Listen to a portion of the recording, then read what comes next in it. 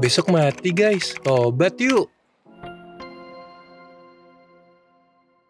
The Nurul's, fenomena hijabers gitu kan, orang perempuan-perempuan yang berhijab terus party di coffee shop ya, gue nggak tahu, tapi gue sempat melihat The Nurul's gitu. Itu sempat viral kemarin-kemarin masalah The Nurul's. Terus pemandangannya seperti itulah, seperti lembah-lembah yang isinya perkumpulan orang yang mungkin sekarang terlihat sedang bersenang-senang. Tapi nauzubillah kalau pemandangan itu benar adalah sebuah gambaran dari pemandangan di neraka kelak. Astagfirullah, nauzubillah. Kita bisa bayangin gak sih? Jadi apa artinya hijab, jilbab, pakaian muslim yang dikenakan oleh perempuan-perempuan kita, perempuan-perempuan muda kita. Justru ini yang sebenarnya yang gue tidak mau membahas The Nurulsnya secara mendalam. Yang gue bahas adalah satu, peran orang tua, dan kedua adalah karena ini musim politik, gue akan membahas peran calon pemimpin Indonesia yang akan datang di 2024-2029. Peran orang tua jelas di sini. Pengetahuan orang tua terhadap agama, kerasnya orang tua terhadap ilmu agama terhadap anak-anaknya. Itu gue rasa sudah mulai memudar akhir-akhir ini. Kita dapat mengetahui dari cerita orang-orang tua kita zaman dulu tahun 60-an, 50-an, bahkan 40-an. Itu dimana untuk bertatap muka melihat mata orang tuanya aja itu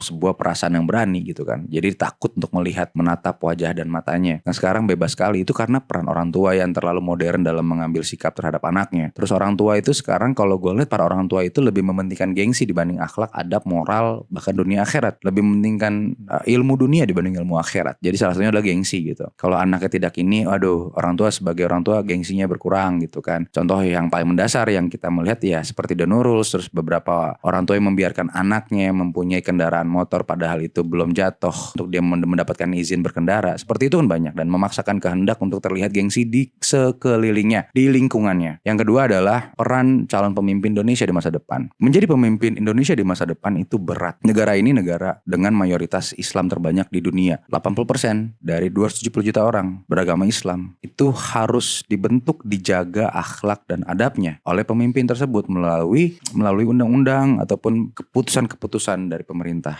Kenapa? Karena semakin akhlak kita jatuh ke dasar laut, itu azab Allah semakin dekat turun ke bumi, dan kita tidak menginginkannya, Jadi fenomena The Nurul's ini bukan sebagai sebuah fenomena yang gimana-gimana dari sisi The Nurulsnya ya, gue nggak tahu tuh The Nurul's apa. Tapi ini adalah sebuah gambaran contoh di mana kita sebagai orang tua, kita sebagai pemimpin, kita sebagai khalifah di muka bumi Indonesia, kita membiarkan hal itu terjadi, dan hal ini malah digembar-gemborkan sebagai suatu hal yang lucu sampai akhirnya viral kan ya, keren macam-macam. Nauzubillah, padahal pemandangan itu sejatinya bukan pemandangan yang keren. Lu bayangin pemandangan itu seperti gue bilang di awal adalah pemandangan yang seperti di lembah yang di bawahnya adalah kerak neraka, dan banyak orang berkumpul di bawah sana mengangkat tangannya, terlihat dari jauh seperti sedang berpesta, ternyata dia sedang dalam keadaan yang nauzubillah disiksa gitu.